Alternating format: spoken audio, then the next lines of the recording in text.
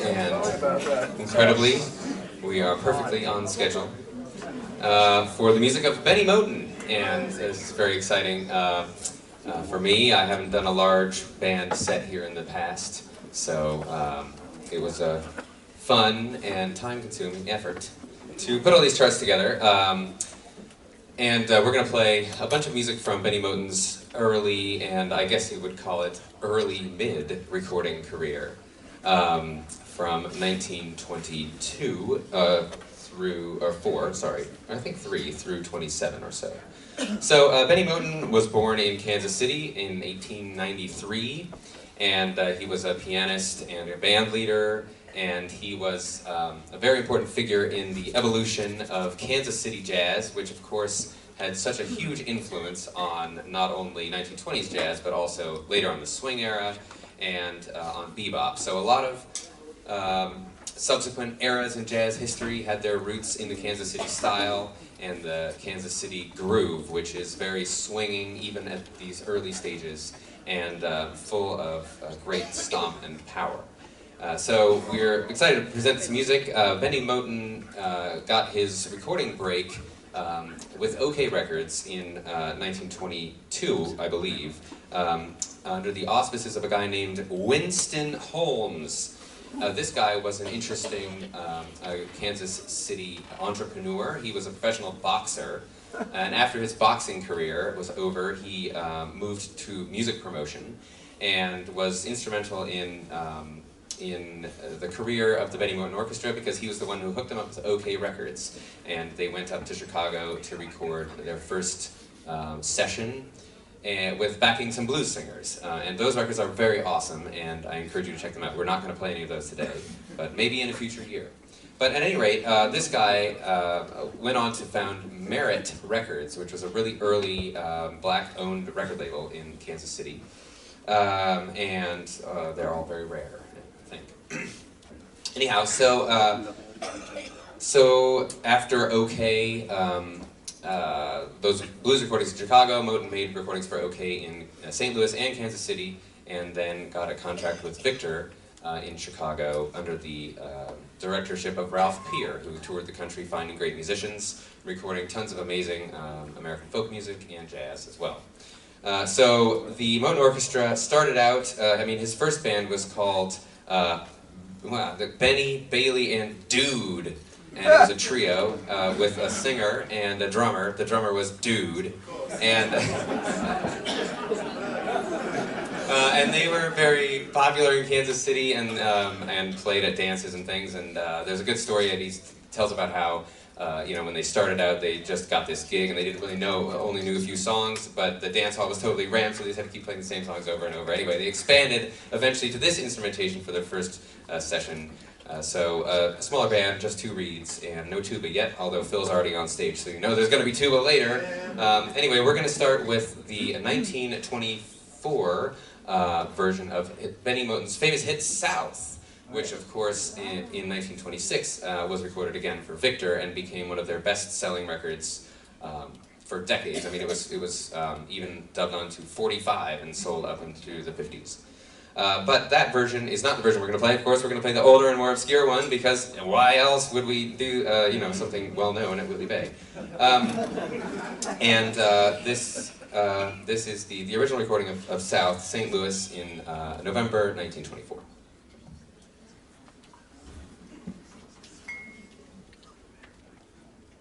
Okay, 1, 2, 1, 2.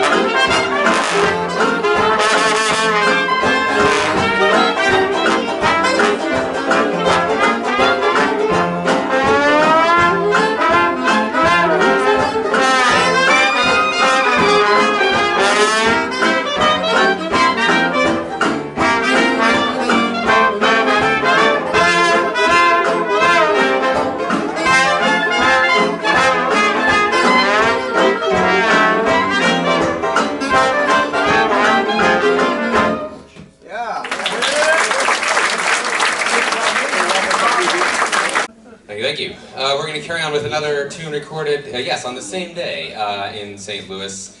This is Goofy Dust, and it's one of, well, actually, interestingly, Bennie Moten repeated a lot of songs throughout his career, recorded the acoustic versions, and then like 5 or 6 years later recorded electric versions, and some of them were similar and some of them were different.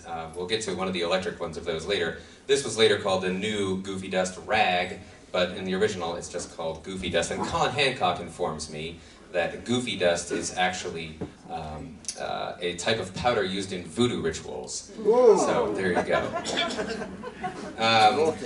So this is a piano feature for Moten. Moten was, known more as a band leader than as a pianist. And if you read, jazz history books, they say things like a limited pianist, which they always say about people. It's stupid. But he was a great pianist and very raggy in his approach. But this sort of strong two-beat feel with the woodblock and everything that the band really encapsulates, I think, has a lot to do with the strong two-beat feel of Bennie Moten's piano, based in that ragtime tradition. And this is one of his piano rag features, Goofy Dust.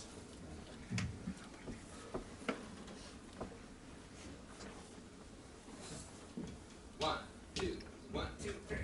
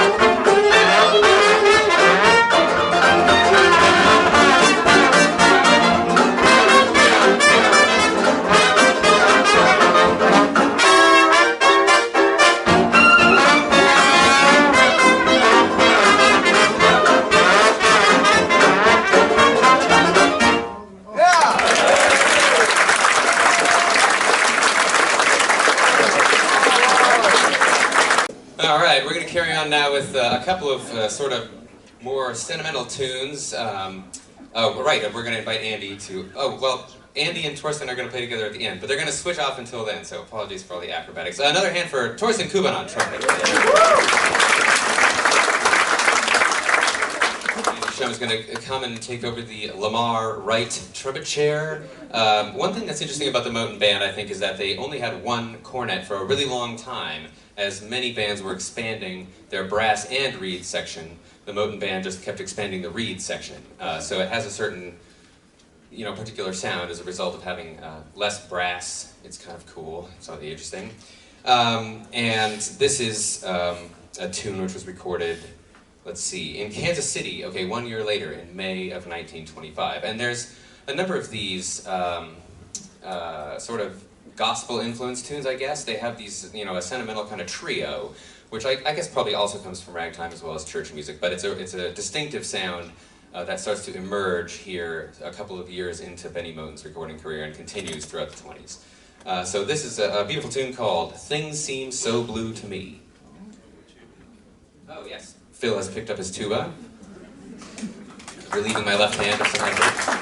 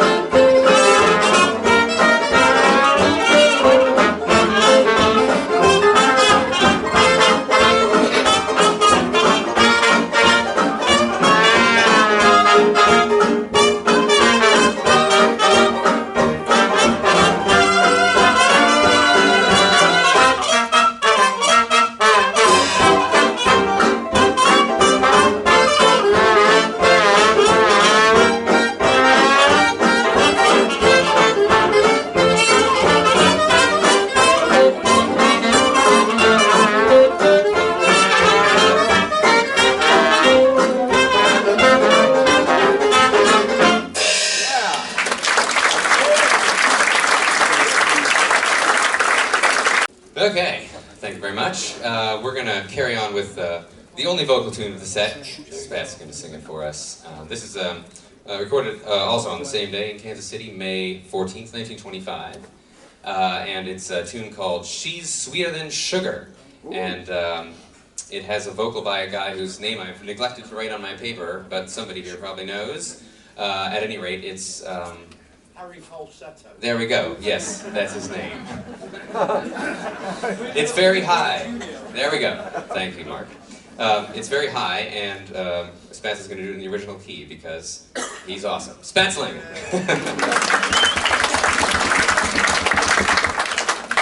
I also wanted to point out the alto playing in this band is very good, and the alto player was a guy called Harlan Leonard, and he was a very interesting musician, very well trained, and influenced strongly by the great innovator Lauren McMurray, who we heard Mike doing a wonderful tribute to last year.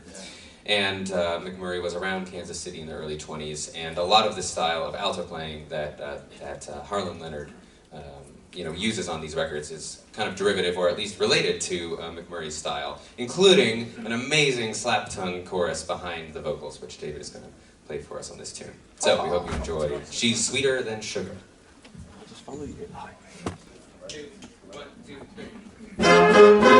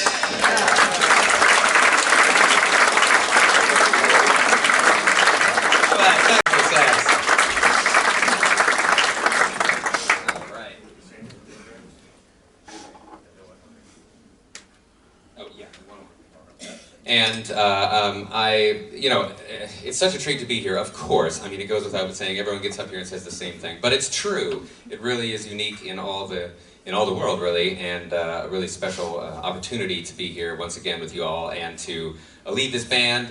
And I love everybody here and all the great musicians I get to play with every time I've been here at Whitley Bay. But I must say I'm very thankful to Mike for this particular rhythm section because it's just so slammin'. And let's have a hand for these guys. Nick Ball, Phil Rutherford, and Spats Langham.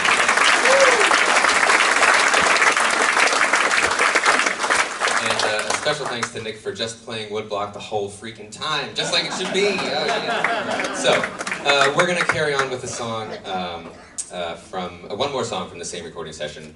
And this is another beautiful, sort of hot and also sentimental song called As I Like It.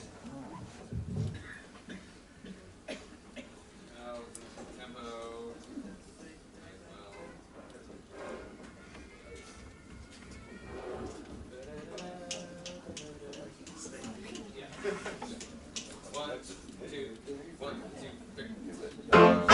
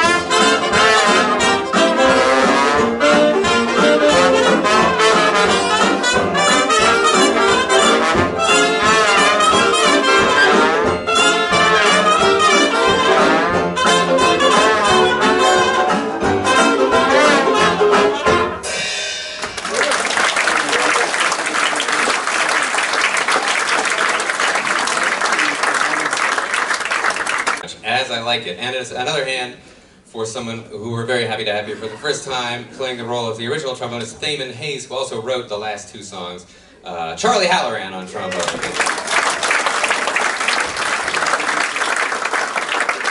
Nice to have someone from Missouri in the band as well. We're going to add Richard Exall on tenor and alto sax, and yeah, all right, yeah. And Andy will get a break for a couple of tunes.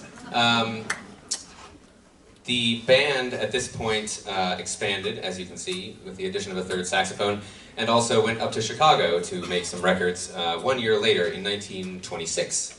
And these were recorded at the Webster Hotel in Chicago, in the Loop, and actually last April, or this last April, I went to visit Andy, and I had my second attempt to try to find the Webster Hotel ballroom. The first time I found the building, it's now apartments, and I went into to ask the guy if we could go check out the ballroom, and he said, no, you have to live here to go check out the ballroom. So I thought, there must be a ballroom in here.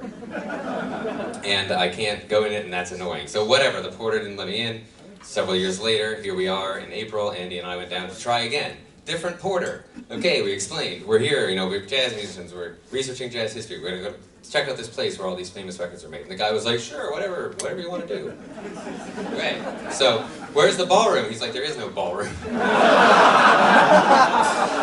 So, of course, we were not satisfied with this, right? So we started walking around, we went upstairs, we went in the back fire escape access corridors, my wife gave up and went down to the lobby at this point, but we explored the whole building, and we sort of looked inside and outside at all the windows and the ceilings and determined that the fitness center was originally the ballroom, because it had the big windows, and it was connected to like a sort of business center and a fitness center, remodeled from the original ballroom. So anyway, we found it. Unfortunately, we can't play a gig there unless you want to go play a gig at the gym. But it was fun anyway. So recorded in the Webster Hotel in, let's see, December 13th. Oh, the day before my birthday, 1926. Oh yes, right. And Nick was born 2 days after, or before me, December 12th. And so on December 13th, we usually used to hang out and do things.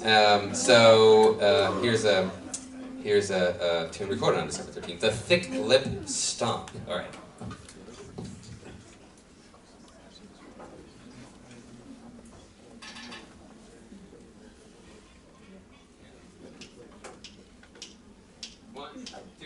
One, two, three.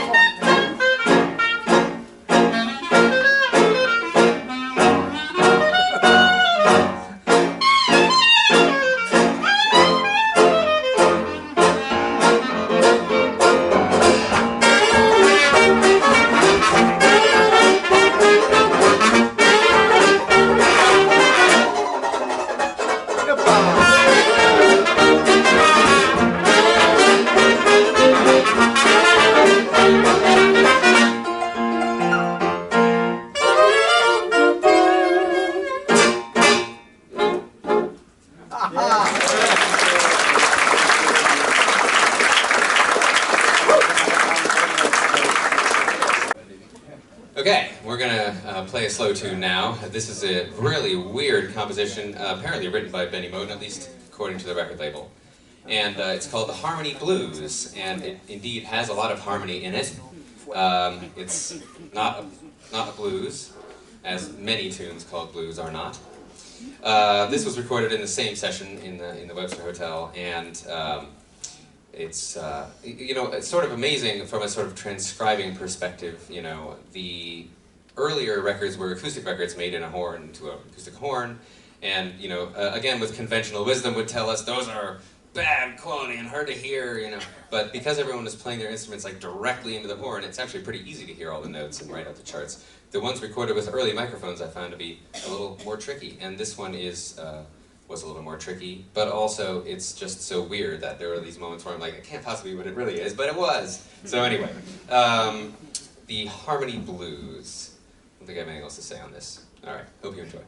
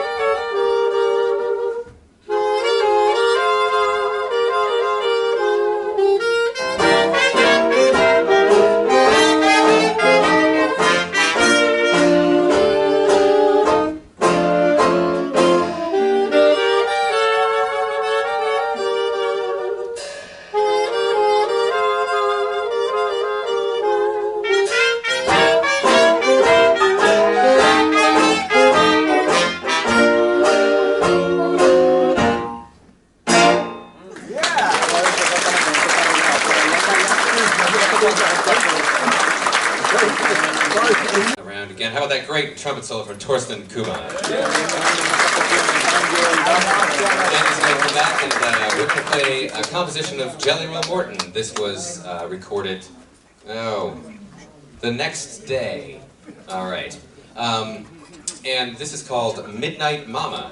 This is kind of interesting because, well, first of all, it's by Jelly Roll Morton, and I thought I can't get up here in front of all you and not play a composition of Jelly Roll Morton because it's me. And secondly, because this is a song that Morton recorded in St. Louis with a band, and when he was sort of hanging around there. And around that time, as we heard yesterday in the Charlie Kreth set, there were a number of St. Louis bands that were recording Morton compositions, some with him and some without him. But he certainly exerted an influence on the scene there that was pretty strong when he went through in the late teens and early 20s. And I suspect that must have extended to some degree to Kansas City as well. I mean, he wrote a song about it, the Kansas City Stomp. You know, there's other recordings like this one of Morton compositions by bands from that area. This is a pretty weird arrangement, actually. It doesn't have as much of a sax section feeling as the last one did. You can kind of still hear the transition from the earlier ensemble style to, you know, a sort of more swingy kind of sax section going on around this time. And this one is going to feature some solos by a bunch of people. Richard, Lars, and an extra surprise from Lars on this one. So here we go with Midnight Mama.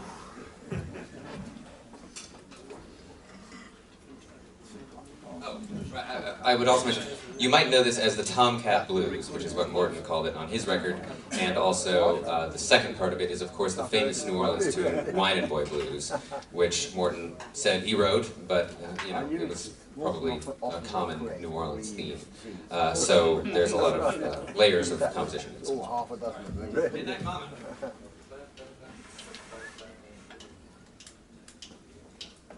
One, two, three.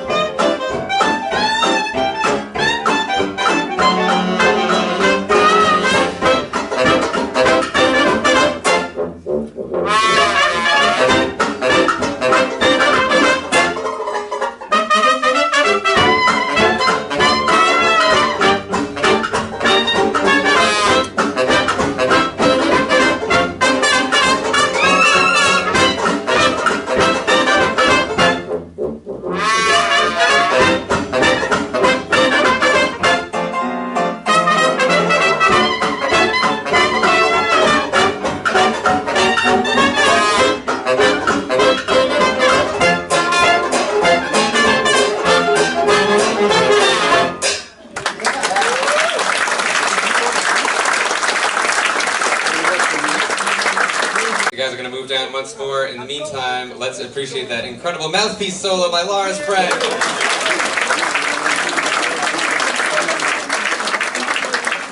Clarinet player in this band was a guy called Woody Walder, and he was sort of learning to play jazz as he joined this band, and a couple of other guys who played with the band, including Harlan Leonard, the alto player, talked about teaching him sort of how to play on the bandstand.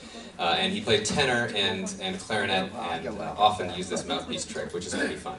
So thanks, Lars, for doing that, obliging me on that one.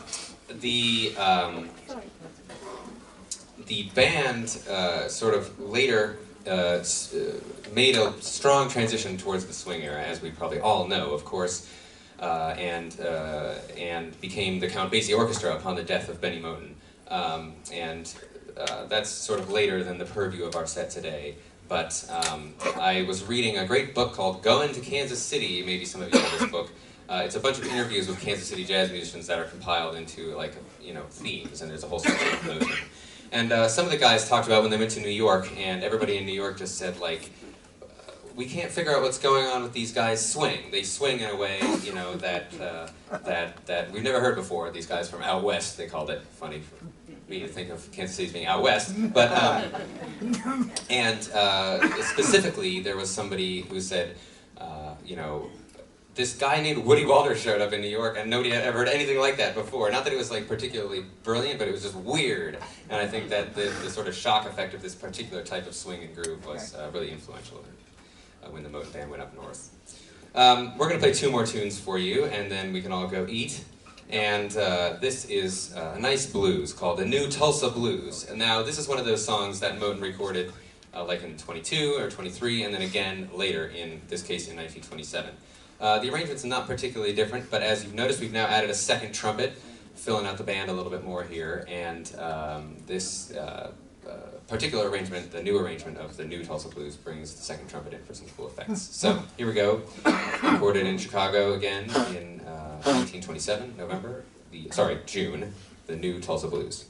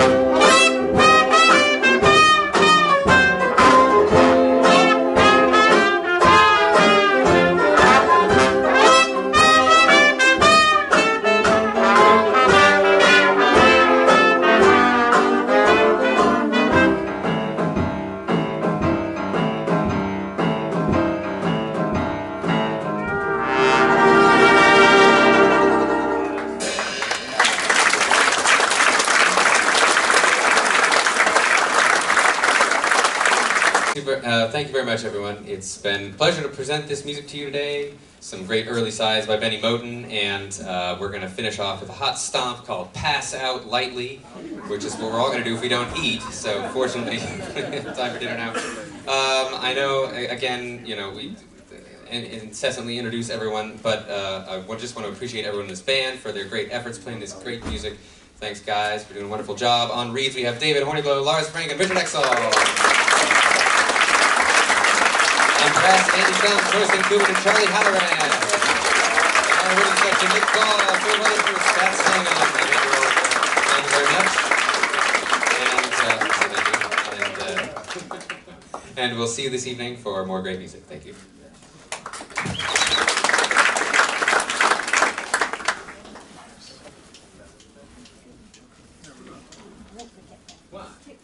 One, two, three.